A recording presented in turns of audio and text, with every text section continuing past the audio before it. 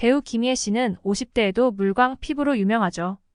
배우 이준기 씨도 애기 같은 피부로 유명하고요. 두 배우의 공통점이 뭘까요?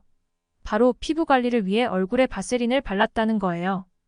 요즘에는 좋은 화장품들도 많이 나오고 두 배우가 돈이 없는 것도 아닐 텐데 왜 바세린을 발랐을까요? 이 영상을 끝까지 보신다면 바세린의 효능과 바세린을 어떻게 써야 하는지 알게 되셔서 여러분 모두 피부 좋아졌다는 말 들으실 수 있을 거예요. 안녕하세요 여러분, 오늘도 건강이 최고입니다. 피부의 노화에 가장 중요한 것은 무엇일까요?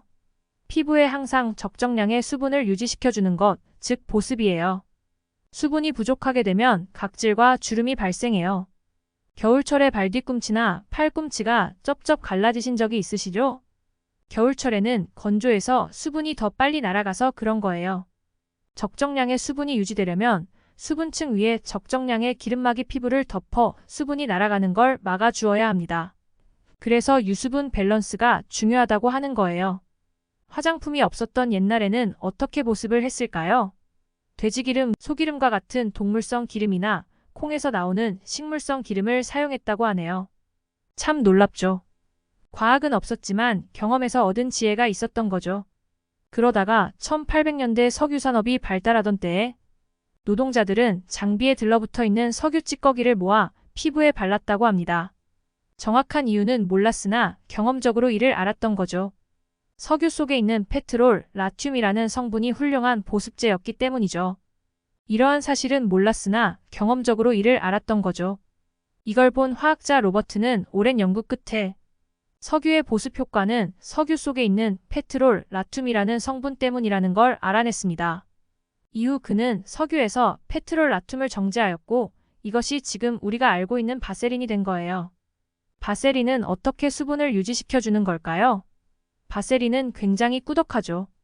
이는 바세린이 기름 성분이기 때문이에요. 그래서 피부에 바를 경우 기름막을 형성하여 수분을 유지시켜줍니다.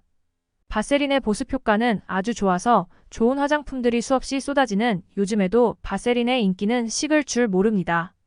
바세린의 가장 큰 장점은 뭘까요? 바로 엄청 싸다는 것입니다. 가장 널리 사용되는 오리지널 바세린의 경우 약국에서 단돈 3,000원이면 살 수 있죠. 요즘 나오는 비싼 화장품들 못지않는 보습 효과를 단돈 3,000원에 누릴 수 있다는 것이 바세린이 인기가 많은 이유입니다. 많은 영상들에서 바세린을 꾸준히 바르면 주름을 사라지게 할 수 있다고 하는데 과연 사실일까요? 이는 어느 정도 사실이에요. 얕은 주름은 바세린을 발랐을 때 충분히 좋아질 수 있습니다. 얕은 주름은 피부의 얕은 층인 표피까지만 내려가 있기 때문에 바세린을 통해 적절한 유수분 밸런스를 유지해준다면 사라지게 하거나 주름이 생기는 걸 예방할 수 있습니다. 바세린은 피부가 얇고 건성이고 각질이 잘 일어나는 사람에게 아주 잘 맞아요. 그리고 피부가 얇은 눈 및 목주름에 효과적입니다. 실제로 30년 동안 바세린만 발랐는데도 피부가 아주 좋은 어르신들도 많이 계십니다. 바세린을 통해 적절한 유수분 밸런스가 유지되어 주름이 생기지 않았던 거죠. 그러나 진피까지 내려가 있는 주름은 아무리 바세린을 많이 바른다고 해도 사라지지 않아요. 여기서 진피란 표피 아래에 있는 피부의 깊은 층이에요. 이런 주름은 보톡스, 레이저 치료, 안면 거장술 등의 외과적 치료로만 좋아질 수 있습니다. 이렇게 좋다는 바세린 어떻게 발라야 할까요? 바세린만 바를 경우 많은 양을 바르면 안 되고 아주 얇게 펴발릴 정도의 소량만 발라야 돼요. 원래 바르고 있는 로션이 있다면 거기에 소량의 바세린을 섞어서 바르시면 아주 좋습니다. 로션과 바세린의 비율은 3:1이 적당합니다. 실제로 이렇게 해보시면 보습이 훨씬 오랫동안 유지되는 것을 바로 느낄 수 있습니다. 실제로도 바세린은 여러 제품에서 사용되고 있어요. 바세린에 항생제 성분을 넣으면 상처에 쓰는 연고가 되는 거고 바세린에 스테로이드 성분을 넣은 게 스테로이드 연고입니다. 바세린이 보습에 좋다고 덕지덕지 많이 바르는 것은 금지입니다. 바세린은 기본적으로 기름 성분이기 때문에 많이 바를 경우 모공을 맞게 돼요. 피지선에서는 기름이 생성되고 이 기름은 모공을 통해서 밖으로 배출되어야 하는데 바셀린층이 두꺼워 기름의 배출이 원활하지 못할 경우 화농성 여드름이 생길 수 있어요. 특히 얼굴에 기름기가 많은 지성 피부를 가진 분들일수록 바세린은 조금만 발라야 됩니다. 같은 이유로 바세린을 바르고 테이핑을 장기간 하는 것도 좋지 않습니다. 테이핑을 해둘 경우 피부가 숨을 쉬지 못해 피지선에서 생긴 기름이 빠져나가지 못해서 피부 트러블이 생길 수 있기 때문이죠. 바세린을 사용할 때 가장 논란이 되는 부분은 바세린이 암을 일으킬 수 있다는 부분이에요. 석유에서 페트롤러 틈을 정제할 때 다만 방향족 탄화수소, 즉 PAH라는 불순물이 혼합될 가능성이 높아요. PAH는 담배 연기, 자동차의 매연탄, 음식 등에 있는 강력한 발암물질이죠. 그렇기 때문에 전 세계적으로 바세린은 만들 때 PAH가 없다는 것을 입증해야만 하는 규정을 두고 있어요. 현재 가장 널리 사용되고 있는 오리지널 바세린을 생산하는 회사의 말을 빌리자면 자신들의 바세린은 3중 정제 과정을 거치기 때문에 PAH가 존재하지 않는 100% 순수한 페트로리움이라고 합니다.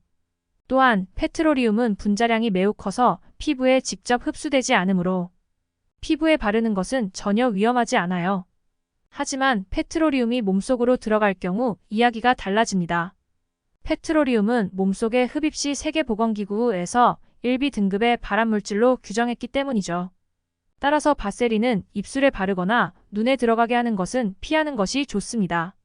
바세린을 상처 부위에 사용하는 경우도 많은데요. 이는 피하는 것이 좋습니다.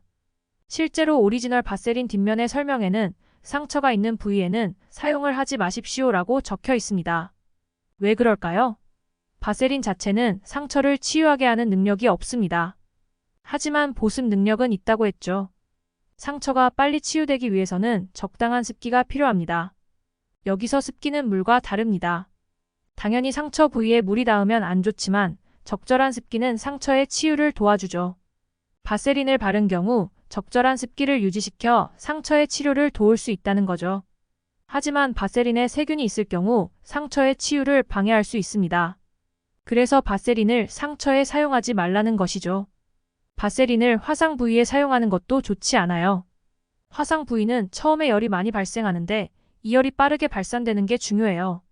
하지만 바세린은 바를 경우 열이 발산되지 못해 화상 부위를 더 악화시킬 수 있어요.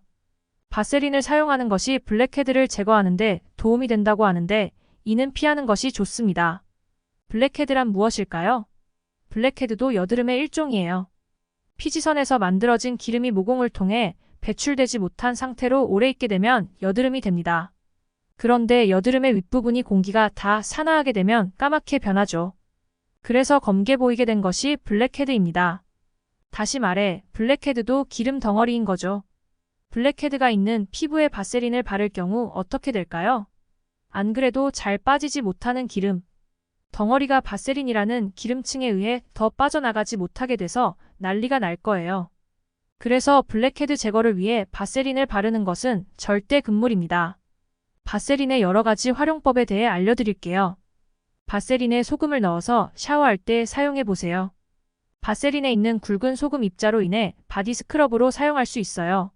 잠자기 전에 갈라진 발뒤꿈치에 바세린을 일주일 이상 발라주세요. 발뒤꿈치의 각질이 사라지는 것을 경험할 수 있습니다. 향수를 뿌리기 전에 바세린을 피부에 바른 후 그곳에 향수를 뿌려보세요. 향수의 은은한 향이 오랫동안 지속됩니다. 이번 시간에는 바세린의 보습비는 바세린을 어떻게 피부에 발라야 되는지 바세린을 사용할 때 주의할 점에 대해 알아봤습니다. 도움이 되셨을까요? 건강이 최고입니다.